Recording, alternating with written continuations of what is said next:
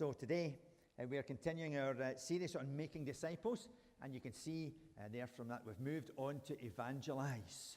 So, oh yes, that's okay, yeah.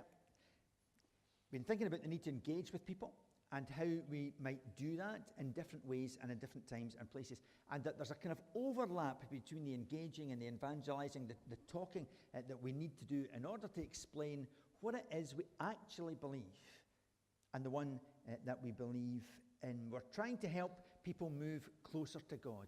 And part of our own moving closer to God is that we learn by sharing what we know with other people. And then we can have learn things that we should say and probably shouldn't say, perhaps more often than what we should. But whatever relationship we have with someone, we need to introduce them at some point to Jesus, because an encounter with Jesus makes all the difference in someone's life. So for the next few weeks, we're moving on to towards the middle of that diagram, and that is the evangelize for the talking and the sharing of the gospel. I love the story of Zacchaeus because it reminds me that God loves everybody. Those that are hated, avoided, ridiculed, and ignored. The thief, the liar, the drunk, the depressed, the self-righteous, and the righteous. All are loved by God. Here's a man who, as far as the world was concerned, had money and power, but he was loathed by the people because he lied and he cheated. He was a chief tax collector, not just any ordinary everyday tax collector. He was one of the bosses. Think Centre One. Right? Only much worse, because we hope that they're not lying and cheating to get your money. But he lied and he cheated. He was, not only that, he was doing it for this invading army. So he was doing it for the enemies of the people. And on top of that, he was skimming it off for himself. So here's a man who has power and influence, but who knows that there's something missing from his life. And I think there are still people like Zacchaeus in the world today, looking for position and power and money and hoping that it will make them happy. And then for some, they discover it's not done that. They're still as empty as they had felt before. So let's look at the story and see what we learn. Well, verse 3, he wanted to see who Jesus was. He must have heard something about Jesus for him to want to go and see who Jesus was. You don't just decide, oh, I'll go and see somebody that I've never met in my puff or never heard about. So he must have known something. And I suppose, the area we're talking about is a fairly contained area. It's a culture in which stories are really important. And I suspect it's not beyond the realms of possibility that discussion about this new teacher that had appeared on the scene would have spread. Because there were always crowds around Jesus. They would have been talking about the miracles that had been done by Jesus, his power to heal, and the changes that had happened to the people who had met him. A demon-possessed man being set free, and he's going all over his area telling about what Jesus had done for him. Blind, lame, sick people telling of Jesus making them better. The transformation that had come into their life because they had met Jesus. So Paul, in Romans 10:17, he writes this: faith comes from hearing the message, and the message is heard through the word about Christ. It's about telling people what God has done. And partly, we need to learn to do that better. So the Talking Jesus course helped a little bit with all of that. Seeing other people sharing their story. People can argue about the Bible and what this verse means or what that means. But they can't argue with your story because it's your story. So if you can go and say, this is what it means for me, this is what God has done for me and in my life, they might not agree, but it's your story to tell. And we need to get better at sharing those stories. For Zacchaeus, his journey to God started through people talking about Jesus. And after one of the funerals last week, I was speaking to folks, and someone approached me and started with this comment. So, tell me about faith. Like, you're a dancer. What kind of opportunities? I mean, how many times has, in fact, I have to tell you, nobody has ever come to me before and asked that or said that. Tell me about faith. I think, oh, yeah. So I'm kind of frantically trying to think, what Jesus said people might, what do we? And you go back to tell your story and try and answer some of that kind of question. It's one brilliant question. Tell me about faith. And I think partly that's because I'm a minister, so you're kind of expected to know something, do you know? But also partly because you've just come from this occasion when we have remembered that somebody died.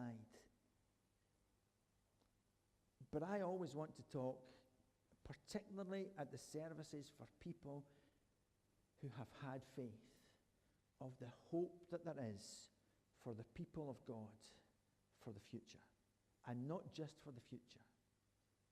Because that's what we believe as Christians. There's better to come. And so hearing that, I think, perhaps raised a question. And I wonder even if conversation, there was just the odd hint that maybe this person felt there was something not quite right in their own life. I could have decided not to answer the question, change the subject. It would have been easy to do that in the context. I don't know how that conversation will play out. I have no earthly idea. But I'm glad I got the opportunity to speak. It's great when people come to us and ask questions, but I think we've also got to get better at instigating that kind of conversation. Because there are people who are ready and willing to hear what we have to say. For Zacchaeus, he had a problem. He had gone to see Jesus, but he was a wee short man.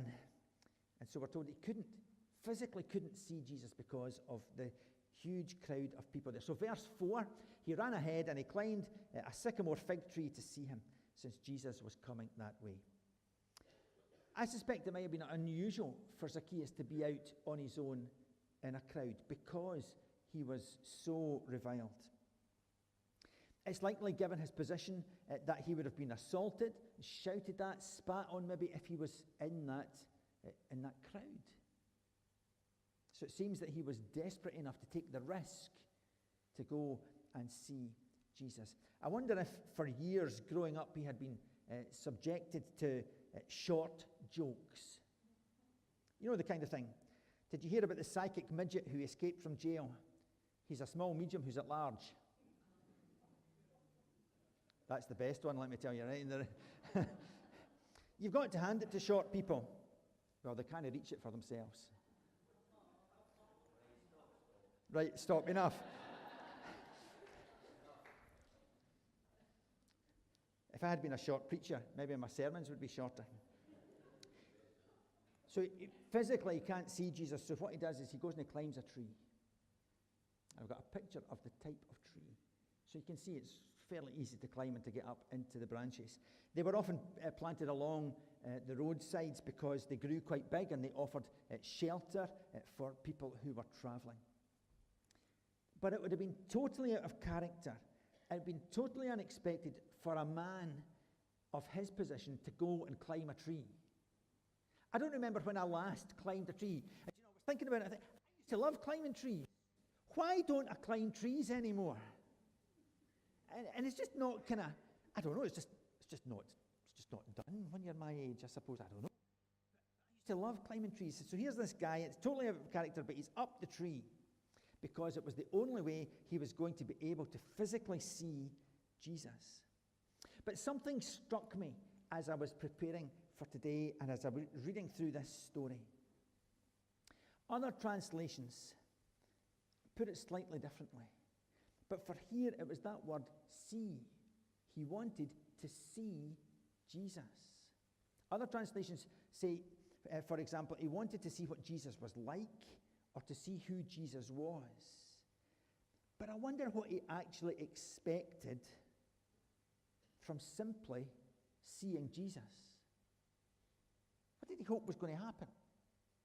Jesus walks past and he goes, oh, that was nice. You know, it's like when the Queen comes to visit the town, you know, and you're in the crowd, and she wanders by, and everybody cheers and waves, and you go, oh, that was nice. But it doesn't affect you any, because she's, you know, so you've seen her, big deal.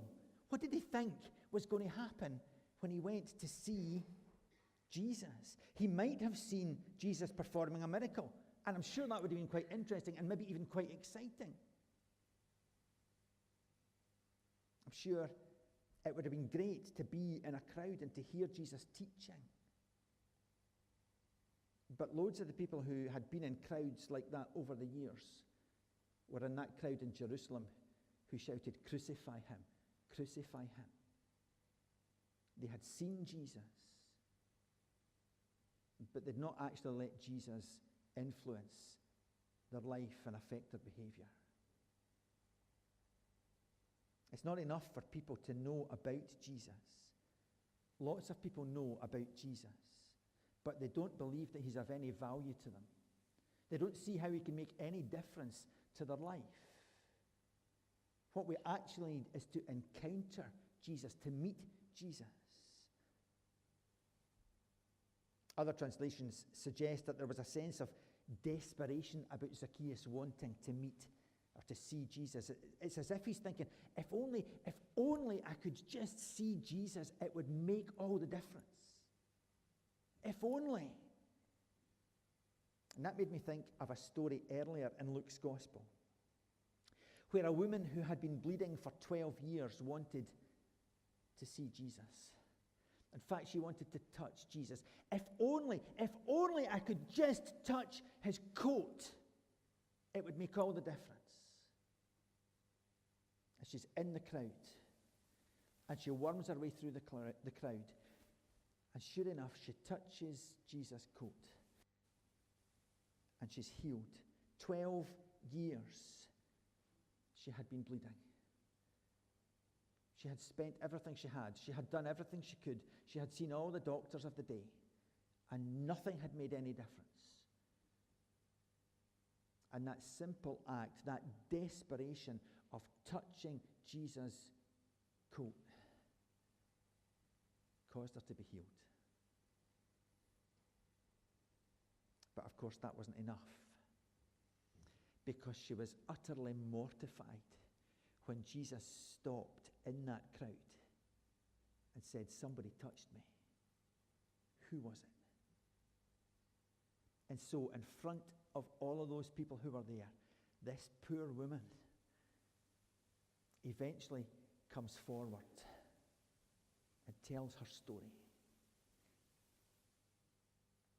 The disciples, of course, had looked around and said, "What are you talking about? We're in a crowd. Look at all the people who are here. They're all jostling you. Everybody's touched you." He said, No. This is different. And this poor woman comes forward. She tells her story. She's been healed. But the thing is, she hadn't been restored. Her bleeding meant that she had been considered unclean. She had been unclean and an outcast for 12 years. Think of the devastating effect that would have had on her life. She can't be where other people are. She can't do things that other people do because she's not allowed to. She's not allowed to be there. She shouldn't have been in the crowd. Actually, all of those people that she touched that day would then also be considered unclean. And Jesus would have been considered unclean because she had touched him.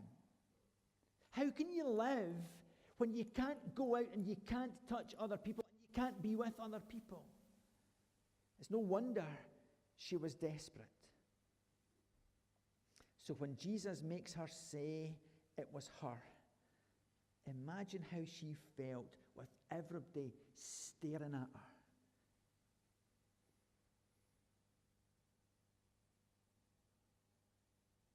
But he wasn't intending to humiliate her in public. Actually, it was the opposite. She tells her story, and she says that she has been healed. And the whole crowd heard that Jesus had healed her.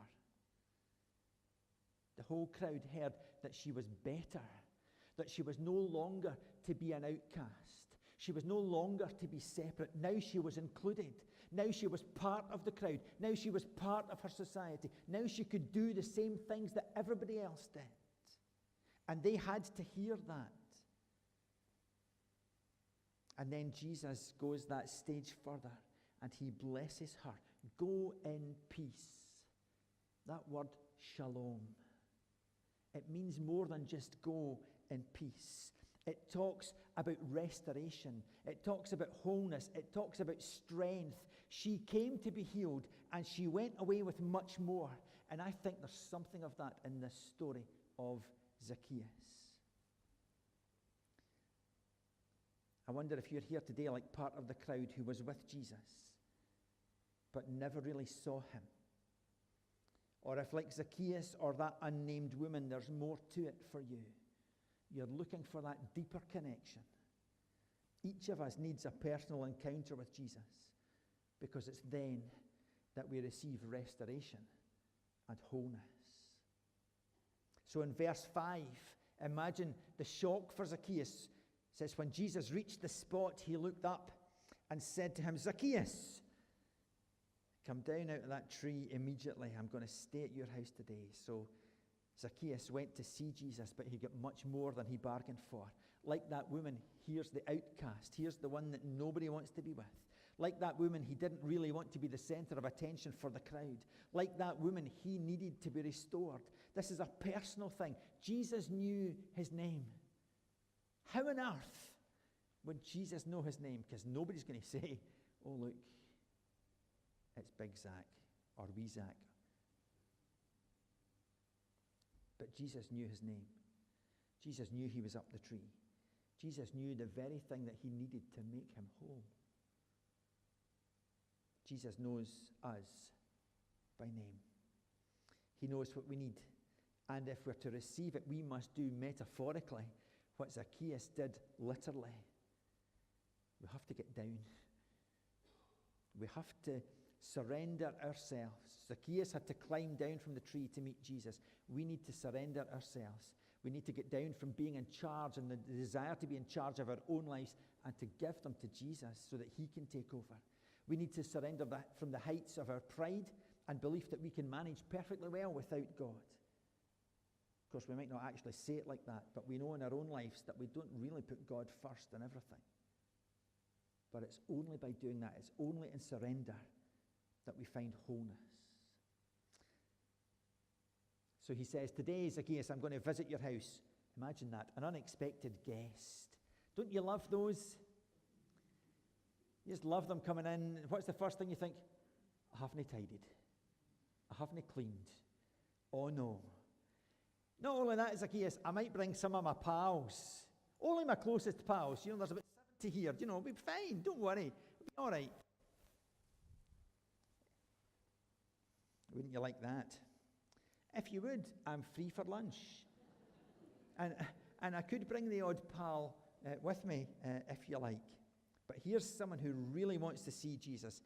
And Jesus is always going to respond positively to that desire. So in verse 6, he came down at once and he welcomed him gladly. It's a normal reaction to an encounter with Jesus. It's a good thing to meet Jesus and to have our needs met by him. And I wonder if sometimes we need to remind ourselves of the things that God has done for us and in us, because sometimes we kind of lose the passion a wee bit. Verse 7, all the people saw this and they began to mutter. Isn't it always the way? Something good happens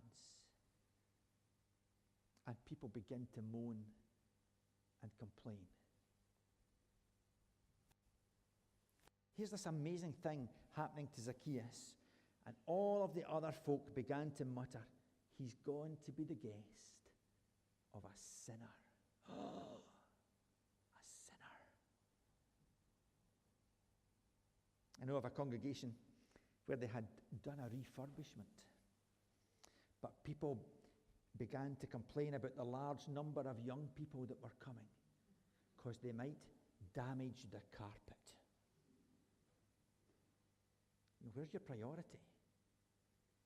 In a congregation we were part of, people used to complain about the behavior of some new believers because they weren't fitting in. It's easy to be critical. Actually, what we need to do is be supportive, encouraging. We need to see that these are people that God is working in their lives, and we want him to work in their lives. We want to see people being transformed with the grace of God.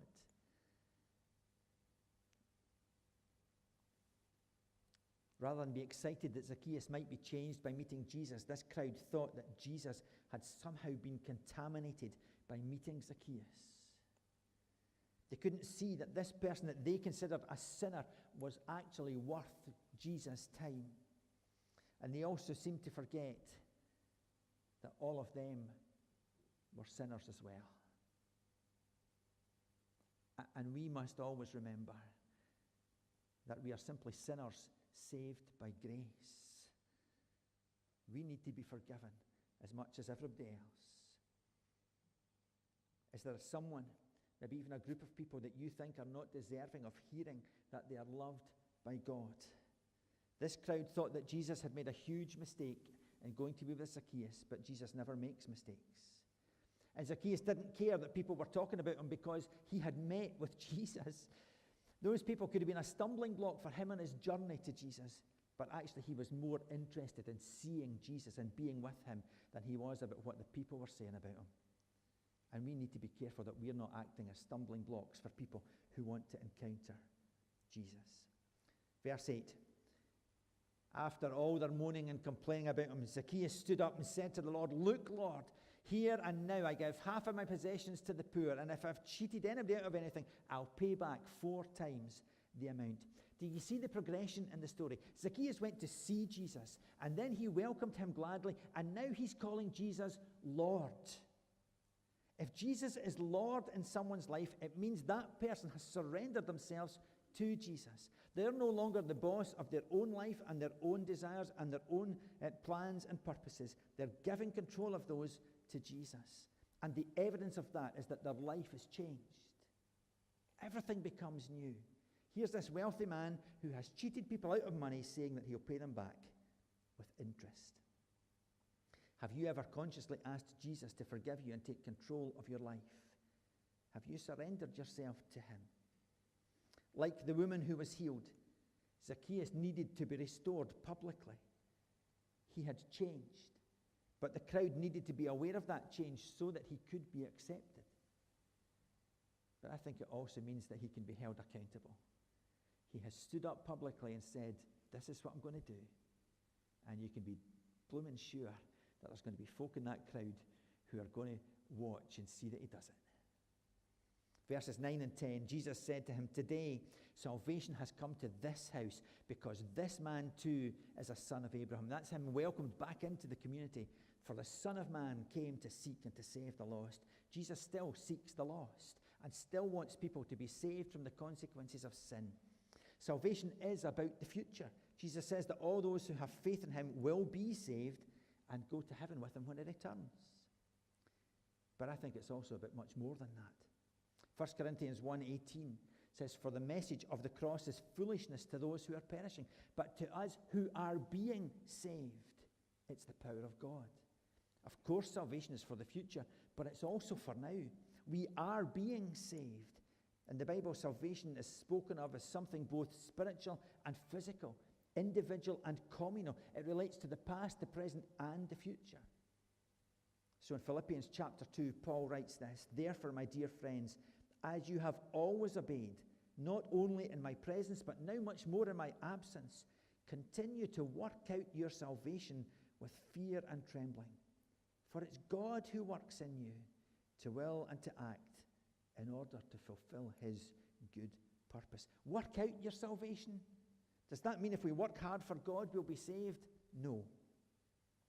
It means that because we know we're going to be saved, and that we are currently experiencing the grace of God in our lives as he brings us his shalom, his wholeness, his strength, his forgiveness, then we'll make every effort to work for him, to submit to him, and do what he's called us to do. 2 Corinthians chapter 6, Paul writes this. For he, that is God, says, in the time of my favor I heard you, and in the day of salvation I helped you.